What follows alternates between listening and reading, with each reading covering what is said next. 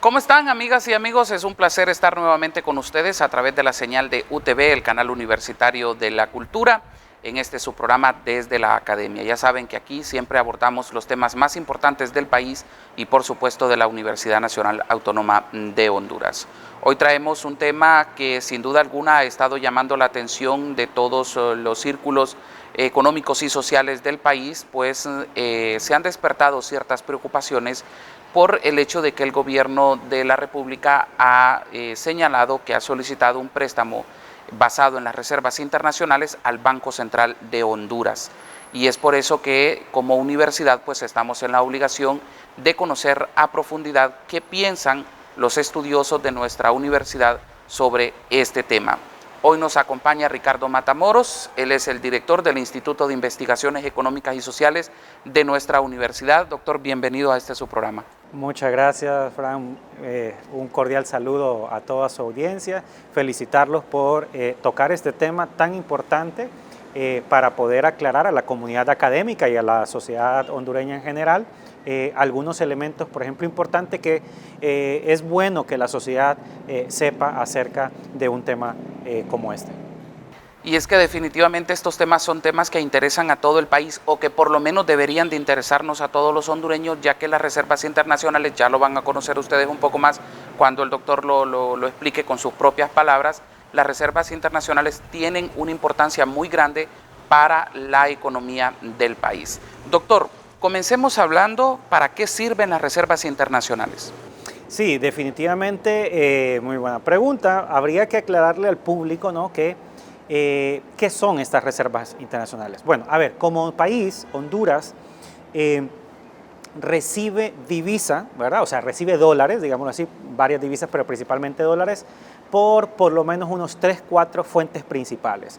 La primera, la exportación de nuestros bienes y servicios, producción de café, camarón, banano, todos los productos que nosotros exportamos, eso se venden en dólares, los exportadores entonces traen esos dólares y el sistema financiero, ¿verdad?, se los cambia por lempiras.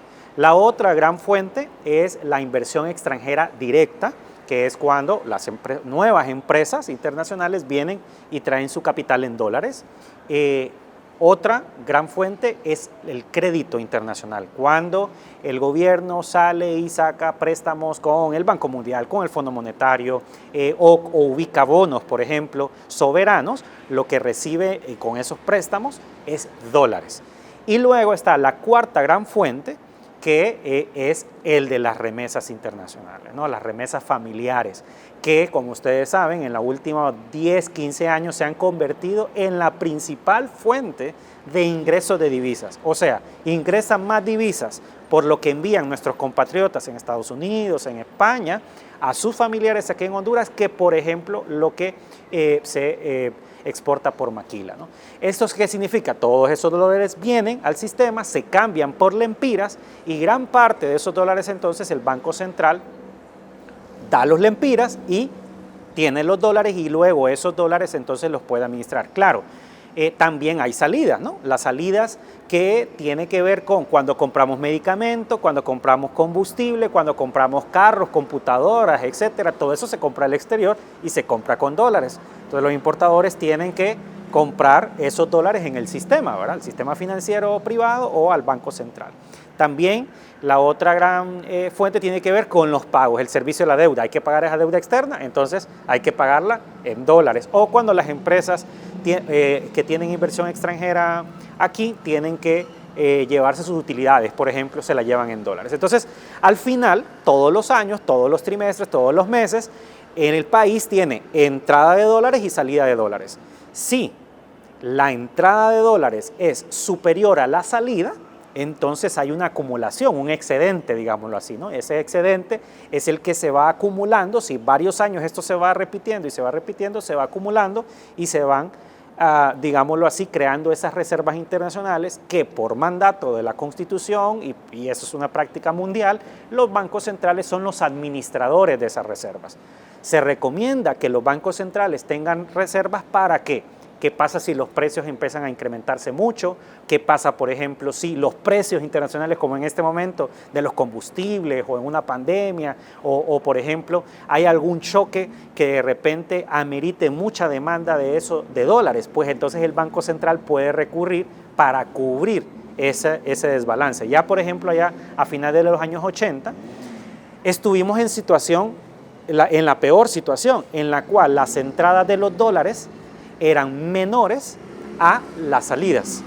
Y por lo tanto, entonces ahí estamos en otro problema, es que entonces usted tenía que comprar los combustibles, las medicinas, y el Banco Central, el país no tenía los dólares que hacerlo, con qué cubrirlos, y entonces esto generó presión sobre tipo de cambio, generó todos los grandes problemas que se vieron allá a finales de los 80, ¿verdad? Grandes niveles de inflación, escasez de dólares, escasez de medicamentos, etcétera, ocasionó un gran problema. Ese es el peor de los casos. Pues en los últimos 15 años, como hemos dicho, gracias a las remesas familiares, se han permitido acumular estas reservas internacionales. Entonces, lo primero que hay que aclarar, ¿verdad?, es que ese dinero no aparece de la nada, ¿verdad?, sino que es el resultado entonces de esos flujos, principalmente de las remesas. Uno. Dos, la otra cosa que es importante que el público debe entender. Por cada dólar que está en las reservas, ojo, las reservas no son del gobierno, no son del Banco Central, las reservas internacionales son del país. El Banco Central, su función es administrarlas. Ese gran balance que está ahí son del país. Bueno, entonces lo que hay que entender también, lo segundo que hay que entender aquí es que por cada dólar que está en las reservas, redondemos a 24 lempiras por cada dólar, por cada dólar que está en las reservas, 24 lempiras ya están en la economía. O sea, el Banco Central, para poder tener ese dólar, dio 24 lempiras. O sea, ya están aquí. Eso es lo primero, porque a veces la gente cree que ese es un dinero de que ¿por qué no se utiliza? No, es que ese dinero ya está en la economía. Sí. Ya en lempira ya está circulando en la economía, y eso es importante para de repente otros puntos que vamos a tocar más adelante, ¿verdad? De que por qué hay que tener cuidado con la utilización de las reservas internacionales. Doctor, una pregunta. ¿Por qué esa reserva no se hace en lempiras? Eso me parece muy interesante, al hecho de que es en dólares y no en lempiras. Segundo lugar, hay países que sus reservas están en dólares, en oro, ¿sí? Entonces, la primera pregunta y el segundo, también la segunda interrogante que le hago. Sí, muy buena pregunta. A ver, ¿por qué no se hacen lempiras? En realidad es por la operación de cambio. En realidad, por ejemplo, cuando un familiar nos envía a nosotros, ¿verdad?, o al televidente $100, ¿verdad?, para poder ayudarnos, por ejemplo, entonces a nosotros no nos dan los dólares, claro, nos dan los lempiras. Entonces esos dólares, ¿sí?, son los que tiene el sistema financiero, y porque la moneda nacional es en lempira. Entonces lo que se va acumulando son los dólares, ¿verdad? O sea, es parte del proceso natural de cambio, ¿verdad? Igual, por ejemplo, los exportadores, el exportador de café tiene que pagar los sueldos y salarios en lempiras. Entonces agarra esos dólares, los lleva al Banco Central, al banco comercial, da los dólares, recibe los lempiras, entonces los que se van acumulando son los dólares. Eso es lo primero. Pensé que era por lo fuerte que es el dólar frente al lempira. No, bueno, eso ya está relacionado con su segunda pregunta. Sí. Es ¿por qué entonces esas reservas? ¿Por qué otros países tienen reservas, por ejemplo, en dólares, en euros o otra moneda? Bueno, ahí sí, lo que usted dice es, a ver, más del 60% de nuestro mercado internacional, o sea, de nuestra compra-venta, es con Estados Unidos. Sí. El otro tercio, ¿verdad?, es con el mercado centroamericano. Ambos se desarrollan en dólares. De hecho, se compra y se vende en dólares. Entonces, la cantidad de moneda que nosotros recibimos principalmente es dólares. Depende del país de que estamos hablando. Si hablamos, por ejemplo, de Marruecos, por ejemplo, allá al norte de África, la mayor cantidad de dinero extranjero que ellos reciben es euro, por su cercanía, claro, con la zona euro.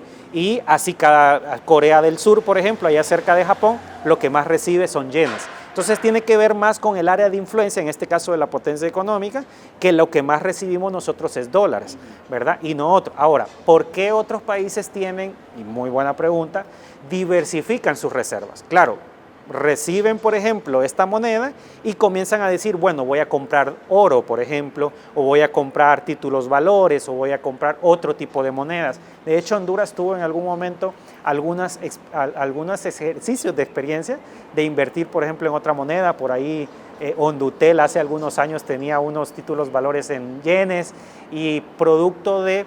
No tenemos mercados financieros desarrollados todavía en Honduras porque eso necesita de mucha información, gente muy preparada para poder estar dándole seguimiento a todos los mercados, porque si no se maneja bien, en realidad usted lo que puede hacer más bien es perder dinero en vez de ganar. Entonces, los bancos centrales ahí por lo general tienden a ser muy conservadores, muy cautelosos e invertir en títulos valores muy seguros. La moneda más segura del planeta sigue siendo el dólar.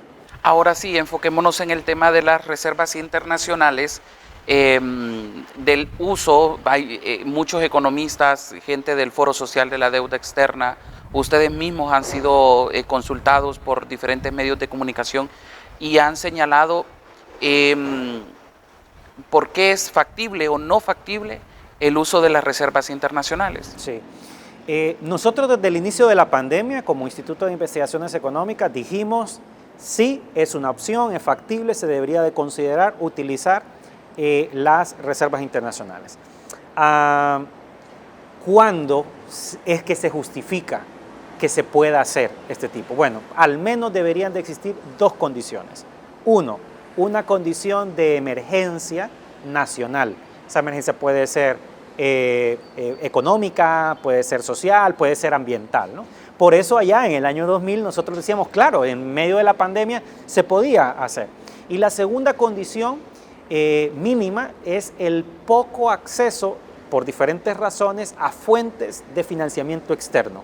En aquel momento, por todo el pánico de pandemia, etcétera, había muy pocas fuentes de financiamiento. Ahora, 2 años después, las cosas han cambiado bastante, pero siguen estando más o menos las mismas condiciones. O sea, en este momento el riesgo país está muy alto, los mercados internacionales, los capitales del mundo se están en este momento orientando hacia mercados más seguros como los países desarrollados. Entonces, salir a buscar crédito externo es bastante difícil en este momento y el tema de la situación económica nacional también es calamitoso. Entonces, en ese sentido, como instituto nosotros decimos sí es una opción poder utilizar la reserva, esa buena posición de las reservas internacionales como una forma para poder atender esta emergencia que nos encontramos.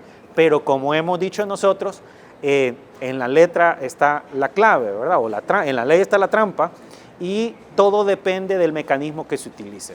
Desde nuestra perspectiva, desde nuestro análisis, hay una forma muy riesgosa de poderlo hacer y hay una forma segura, hay una forma responsable y hay una forma hasta sostenible de poder hacer en el largo plazo. ¿Y cuál sería cada una de esas? ¿Cuál es el riesgo y cuál podría ser el beneficio? Con mucho gusto. Miren, la forma más riesgosa sería un préstamo directo del Banco Central al gobierno de la República. ¿Está contemplado en la ley? Sí, pero el problema está que tanto Honduras como todos los países de América Latina, por lo general, tenemos un mal récord crediticio para este tipo de ejercicios. Préstamos que hacemos al Banco Central, por lo general no se pagan, o no se pagan en el tiempo, o no se pagan los intereses, o no se pagan. ¿Por qué? Bueno, porque hay un tema de prioridades, ¿verdad? Nosotros le debemos a organismos internacionales, le debemos a inversionistas internacionales, los que tienen nuestros bonos, le debemos a la banca nacional y también al Banco Central. Entre todos esos actores, en temas de prioridad, primero, los inversores internacionales, porque eso nos puede afectar nuestro récord crediticio, el riesgo país. Luego los organismos internacionales, obviamente, porque queremos quedar bien con ellos. Luego la banca privada, porque si no pagara la banca privada sería un riesgo sistémico financiero. Pero el Banco Central es del mismo sector público. Entonces, en la escala de a quién le voy a priorizar pagar, ¿quién está en la última? El Banco Central. Entonces, el riesgo ahí es altísimo, insisto, y con el historial. O sea, tiene que haber una disciplina de pago. Usted lo dijo. Usted lo dijo. Entonces, ¿hay países que lo hacen? Sí, Estados Unidos lo hace, sí, la Unión Europea lo hace, sí, Japón lo hace, pero son países sumamente... Chile lo hace, sí, pero son países muy disciplinados, muy disciplinados. Entonces, ¿cuál es el riesgo? El riesgo de no pago, ese es el principal riesgo. Y con ese riesgo, en este contexto de emergencia que estamos, se pueden desatar otros riesgos. Riesgo inflacionario, riesgo sobre... Tal vez en este momento no, ¿verdad? Porque mucha gente ha dicho, no, es que ahorita, sí, claro, ahora no, pero estos son riesgos de mediano y largo plazo. Riesgo inflacionario significa que los precios se puedan incrementar más de lo que les está ocurriendo ahora. El riesgo, por ejemplo, de perder posición en las reservas internacionales. el riesgo de que en algún momento el Banco Central pueda perder un margen para poder intervenir, por ejemplo, si en algún momento hay una presión sobre el tipo de cambio, ¿verdad? O sea, estas reservas internacionales ahorita altas, lo que permiten es que si hubiese una depreciación muy acelerada, el Banco Central puede entrar a intervenir y detenerlo, o por ejemplo, si hubiese una aceleración de la caída de las reservas internacionales porque se incrementan demasiado los precios de los combustibles, el Banco Central puede en este momento solventemente poder intervenir. Se corre el riesgo entonces ante el no pago que esa fortaleza, digámoslo así, que el Banco Central tiene en este momento, ya no la tenga en el mediano y largo plazo. Y luego el otro de repente que también es peligroso en el mediano y largo plazo es las implicaciones que tiene esto en términos del clima de negocio. Las señales que reciben los inversionistas nacionales y extranjeros, ¿verdad? Tanto los que quieren traer nuevas inversiones como los que quieren expandir respecto a la seguridad y a la estabilidad de poder invertir en nuestro país. El mecanismo bueno sería utilizar las reservas internacionales como garantías, como un fondo de garantía para apalancarse. En otras palabras, garantías para obtener otro crédito rápido con otros organismos internacionales, con la misma banca o por ejemplo con el Banco Centroamericano. Hay varias opciones, pero entonces usted puede utilizar esa buena posición y decir, mire, dejo $2.000 millones, por ejemplo, en garantía para acceder, por ejemplo, a $1.500 millones, pero son 1.500 millones más que entran a la economía y todos los riesgos que acabamos de mencionar de no pago inflacionario, sobre debilitamiento de la posición del Banco Central, desaparecen prácticamente. Desaparecen porque usted se lo debe a otro y está inyectando nuevos dólares, digamos así, o dólares frescos a la economía. Ese tipo de experiencia, no estamos inventando el agua caliente y ya se han aplicado en otros países de América Latina, principalmente de América del Sur. Costa Rica lo ha aplicado en su momento, por ejemplo, con aval del Fondo Monetario Internacional, y es perfectamente válido, mucho más transparente, mucho más responsable y bien hecho y bien ejecutado. Esto permitiría que el próximo año se pueda utilizar de nuevo, ¿verdad? O sea, estamos ante una oportunidad de hacer las cosas mal, ¿verdad? Y volver a repetir errores del pasado y correr un montón de riesgos, pero también estamos en un momento en el cual, si se hacen las cosas bien, podríamos entonces crear un buen historial para fuentes de financiamiento más baratas y en mejores condiciones que otras. Hacerlas extremadamente bien o extremadamente mal. Escuchaba yo a algunos funcionarios públicos de que, o en algunas publicaciones también leía, de que este dinero podría servir para el pago de deuda interna y externa. ¿Sería buen uso ese? Buena pregunta, en realidad ese es otro tema, otra arista sobre el tema, sobre cuál será la utilización de esa...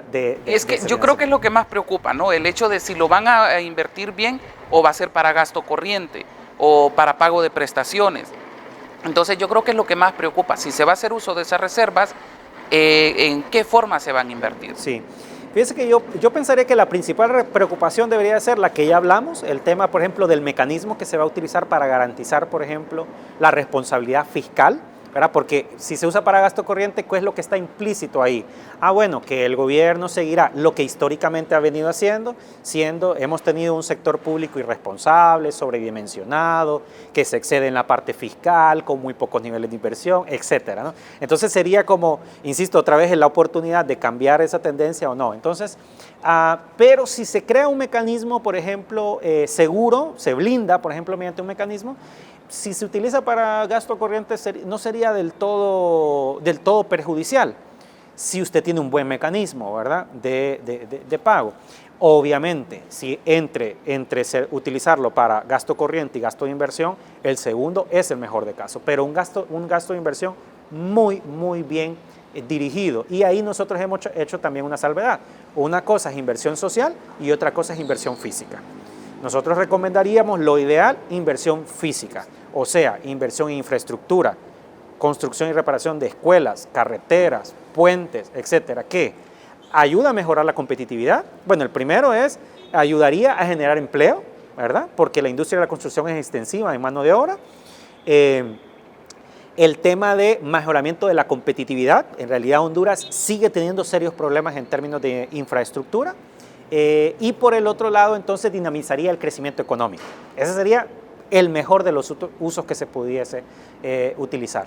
El segundo uso, aunque hay algunas voces que dicen que no es lo adecuado, pero en realidad si usted utiliza, otra vez, un buen mecanismo, por ejemplo, de aseguramiento de estas reservas por un mecanismo de reservas, usted puede, por ejemplo, pasar deuda cara y de pronto financiamiento a deuda con mejores condiciones con este mecanismo con el Banco Central. Entonces, si se utiliza bien, en realidad el hecho de que se utilice para pagar deuda no sería del todo malo, porque usted lo que podría hacer es reestructurar, reperfilar su deuda, el famoso reperfilamiento de la deuda, y entonces desahogar un poco el tema de la presión de los pagos que hay que realizar, ¿no? Se puede hacer perfectamente. Y el otro sería digamos, el menos eficiente o el menos útil, que sería, por ejemplo, para gasto corriente. Pero si se fija, todo pasa por el mecanismo que debería de utilizarse. O sea, todo pasa porque al final de cuentas haya una disciplina, ¿no?, en el manejo de esos, clave. de esos fondos. Bueno, ya hemos hablado de los mayores, de los temores, de lo que se debería de invertir. Escuchaba también a algunos economistas que si no se utiliza bien, los niveles de inflación podría llegar a los 2 dígitos. Estamos hablando ya fuertes números, tomando en cuenta de que la inflación ha venido bastante fuerte a raíz de todos los conflictos internacionales, a raíz del precio del petróleo, a raíz del alto precio también en el transporte marítimo, que ha crecido de manera exagerada. Algunas importaciones se han parado por esa situación. Entonces, esto vendría también a traer más consecuencias, ¿no? Sí.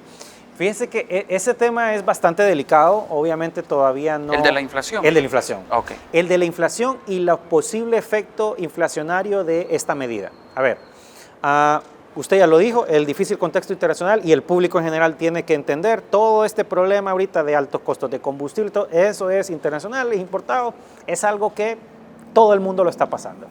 De hecho, nuestros pronósticos hablan de que en los próximos meses el Banco Central va a tener que salir a anunciar, a subir su meta de inflación, ¿verdad? Alrededor de 8, nuestras estimaciones hablan de que podrían hacerse algunos ejercicios para hacer que la tasa de inflación como meta máxima no pase a los 2 dígitos, o sea, a un 9, 9.5, por ejemplo, que de persistir la situación de Ucrania, ¿no? Eso depende de cómo evolucione ese contexto. Y que parece que va a seguir, ¿no? Sí. Ahora bien, el hecho de que este ejercicio de utilización de las reservas pase por un efecto inflacionario, muy probablemente, si llegara a pasar, ya no pasaría en este año, ¿no? Ya no pasaría en este año, sino que pasaría hasta después. Y lo que pasa es que justo por la situación difícil del contexto internacional, habría que hacer unos análisis que en este momento ni el Banco Central los tiene, o sea, no se han realizado todavía como para poder decir, ok, esta sería la inflación adicional a la inflación importada que nosotros tendríamos por este ejercicio, porque una vez más,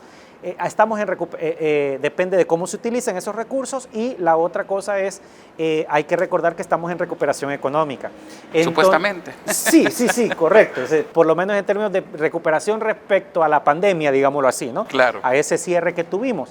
Entonces, en realidad, el hecho de pensar que tendría que pasar otro elemento, otro factor externo, como una crisis política, por ejemplo, que no hay, por ejemplo, vistas de eso, que paralizara el sector productivo hondureño o que lo deprimiera, y que con esta inyección, por ejemplo, de recursos por medio de este crédito, si se conjuntan esos dos factores, ahí sí podríamos hablar, porque usted estaría hablando, en palabras sencillas, serían más lempiras, habrían 24.000 millones más de lempiras, por ejemplo, en la economía, pero con menos productos, y eso sí desesperaría.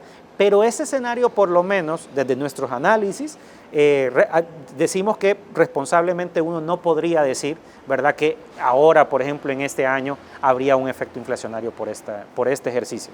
¿Cuánto tiempo tendría el gobierno para regresar ese préstamo? ¿De cuánto podría ser lo máximo o debería de ser lo máximo? Fíjese que, de hecho, ahí la propuesta que nosotros estamos haciendo, de hecho, podría ser positiva en ese aspecto. Según la ley del Banco Central, cualquier crédito debe ser pagado, cualquier crédito directo que se haga debe ser pagado en el mismo ejercicio, ¿no? En este caso, que tendría menos de un año para poder pagarlo. Si se crea un mecanismo, por ejemplo, con fondo de garantía, como nosotros lo estamos proponiendo, en realidad no tendría que seguirse esa línea porque es otro mecanismo, porque no sería un préstamo directo por parte del Banco Central el que se utilizaría, y en realidad entonces el gobierno pudiese negociar un instrumento de crédito, por ejemplo, a 2, a 3 o a 4 años sin ningún problema. Entonces eso depende mucho de... Lo que pasa es que todavía, por lo menos oficialmente, públicamente, ¿verdad?, no se ha esclarecido cuáles van a ser ese mecanismo, esas reglas a través de los cuales se va a manejar esta operación. Entonces, básicamente estamos hablando de que el gobierno tendría 6 meses para... Si es préstamo directo, sí. Si es préstamo directo, según la ley del Banco Central, sí, tendría que aprobarse, por ejemplo, algún tipo de reforma o mecanismo legislativo que permita, por ejemplo, no hacerlo. Entonces, en realidad, el préstamo directo nosotros lo miramos como una salida, por ejemplo, de muy cortísimo plazo que de repente podría generarle otro problema al gobierno. ¿Y la tasa de interés? Esa es una de las ventajas, ¿no?, de este tipo de operaciones, porque entonces se puede negociar con una tasa de interés bastante baja en realidad, ¿no?, baja al nivel de la tasa de inflación o aún por debajo, sin ningún problema. Esto también viene a ayudar para que los organismos internacionales puedan también dar fondos frescos para el Estado, para el país. ¿Se puede? Todo depende de cómo se haga. O sea, si se crean las condiciones, porque, o sea, este dinero podría ser utilizado, y es lo que trato de decir, que este dinero podría ser utilizado para crear las condiciones para que los organismos internacionales sigan prestando al país, ¿no? Sí, de acuerdo. Si se hace con un mecanismo transparente, eficiente, técnicamente respaldado, y se utiliza, por ejemplo, para los primeros 2 destinos que mencionamos, ¿verdad? O para el pago, por ejemplo, reperfilar la deuda o algún tipo de reperfilamiento de la deuda, o por ejemplo para inversión privada, eso sería una muy buena señal. Claro, algo hay que recordarle, por ejemplo, al público es que este mecanismo de financiamiento es adicional a los aprobados ya en el presupuesto. ¿Sí? O sea, ya en el presupuesto estaba estipulado qué tipo de financiamiento iba a ser a nivel interno, a nivel externo, ahora con organismos internacionales, y esto, por ejemplo, es adicional, ¿no? De hecho, tengo entendido que lo que se tiene que aprobar, por ejemplo, es este mecanismo, esta tercera fuente, digámoslo así, de financiamiento al ejercicio fiscal. Hemos escuchado también decir los miembros del gabinete que todo se debe a la situación en que se encontró el país. Sí, desde ese punto de vista sí es entendible, ¿no? Uno entiende desde el punto de vista del flujo de caja, de la necesidad de operación del mercado, es justificable, perfectamente es justificable, porque una cosa es que se haya dejado en el presupuesto, por ejemplo, bueno, esto se va a financiar con estas y con este tipo de préstamos, pero no es que automáticamente está ahí el dinero, o sea, hay que hacer gestiones, hay que hacer el trámite, hay que salir a buscar el crédito y todo. Y ante el cambio que ha significado, ¿no?, el hecho del partido que está en el poder es un cuerpo completamente diferente al anterior, en realidad ahí sí nosotros entendemos que el hecho de poder acceder a crédito internacional o a las otras fuentes es mucho más difícil. Y ahí también entendemos por qué se está buscando este tipo de soluciones, porque es una solución un poco más expedita, dado que ya vamos a llegar a mitad del año, ¿no?, y hay mucho de lo planificado en el presupuesto y en la operación del gobierno que no ha podido ejecutarse precisamente por la falta de liquidez. O sea, usted necesita el cash, ¿verdad?, el flujo de caja para comenzar a operar. Definitivamente. Solo les quiero mencionar algo más. Según el Banco Mundial, Honduras tiene 9.9 millones de habitantes y un ingreso anual per cápita de $2.340 durante 2020. Es el segundo país más pobre de América Latina, solo después de Haití. Y 1 de cada 6 hondureños viven con menos de $1.90. O sea, es una situación bastante crítica, tomando en cuenta que son menos de 50 lempiras al día, ¿no? Y con la carestía de todo, es una situación bastante difícil. Sí, completamente de acuerdo. Aquí el reto es, hay otros temas de fondos, por ejemplo, que tal vez falta más claridad para poder tener. estos recursos van a seguir utilizándose, como lo dijimos en su momento, para seguir financiando un aparato público. Y esto que no se malentienda, ¿verdad? Que no es un ataque, por ejemplo, al actual gobierno, no, es la característica estructural de nuestro sector público. Es la realidad que hemos vivido. ¿Sí? Entonces, un sector público sobredimensionado, un sector público muy poco eficaz y eficiente en sus políticas públicas. Poco transparente. Poco transparente, con altos niveles de corrupción, con un gran nivel de indisciplina fiscal, ¿verdad? Entonces, el tema de esta operación, por ejemplo, es sumamente delicada desde el punto de vista, y otro elemento, si me permite, Fran, es el tema de si no se ejecuta bien este tipo, por ejemplo, por eso no es tan popular ni tan frecuente hacer este tipo de mecanismos, porque uno, por los riesgos que ya mencionamos, y el segundo, porque tiene que ver que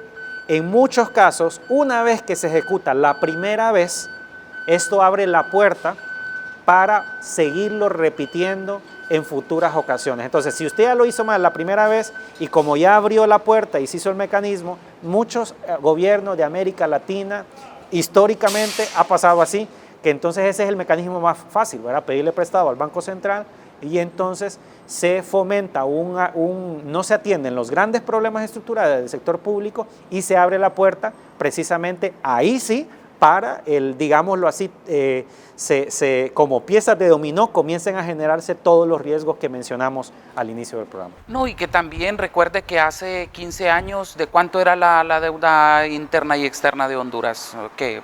3.000 millones de dólares. Hoy estamos hablando de más de 20.000 millones de dólares. ¿Dónde está ese dinero? No son 3 centavos, es una gran cantidad de dinero. Entonces preocupa esa poca transparencia con la que se han manejado los fondos y entonces uno dice, ¿qué va a pasar con estos fondos? O sea, la preocupación es real, porque este tipo de situaciones lo que pueden llevar es a más empobrecimiento de la población. La mayoría de la gente vive en situación bastante difícil. Entonces ahora un empleo ya no es signo de estabilidad económica. Entonces hay muchas cosas por las cuales el hondureño tiene que estar pendiente del buen manejo de esos fondos.